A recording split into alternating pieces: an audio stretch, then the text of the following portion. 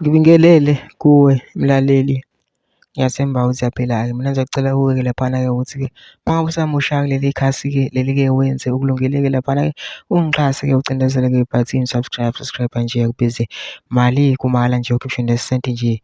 Lana-ke khona uzokwazi ukuthi uthole zonke iy'ndaba-ke ezintsha-ke engizobe ngilethela zona-ke kulo-ke leli khasi-ke leli-ke kusukela-ke manje-ke. So ongakwenza-ke nje lapho-ke wena-ke kuthi-ke ucindezele-ke ibhathini u-subscribe njengamanje-ke.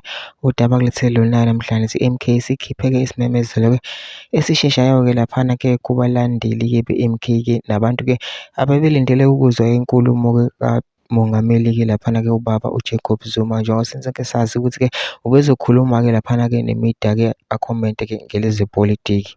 Okhulumela i-M_K Party umnumzane uNhlamulo Ndlela uthi inkulumo yomholi weqembu uJacob Zuma isihlehlele ihora lesine ntambama.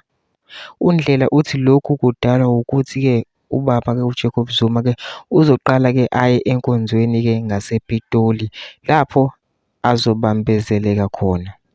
UZuma uzokhuluma nabezindaba ngesimo sepolitiki esentheni-ke namuhla-ke ntambama-ke laphana-ke abantu-ke la azobe belindele khona ukuthi-ke bezwe-ke ukuthi-ke ubaba-ke uJacob Zuma-ke ubaphathele njengoba sonke sazi ukuthi ufake icala-ke laphana-ke ufake i-complaint-ke ngendlela-ke kwabalwa ngawo-ke ama-results-ke futhi-ke wacacisa nokuthi-ke ubufakazi impela-ke banabo ubufakazi-ke obuqanda-ke ikhanda-ke laphana-ke. Manje ngicela ukulaphana ngama-comment section-ke ushiye umbono wakho ukuthi-ke wena ucabangani-ke ngalo-ke lolu daba-ke lolu-ke. Ushiye umbono wakho nje bese ucinza nebhathini lapho-ke subscribe nje akubizi mali kumahhala nje ukhishwe nesenti-ke elimnyama-ke.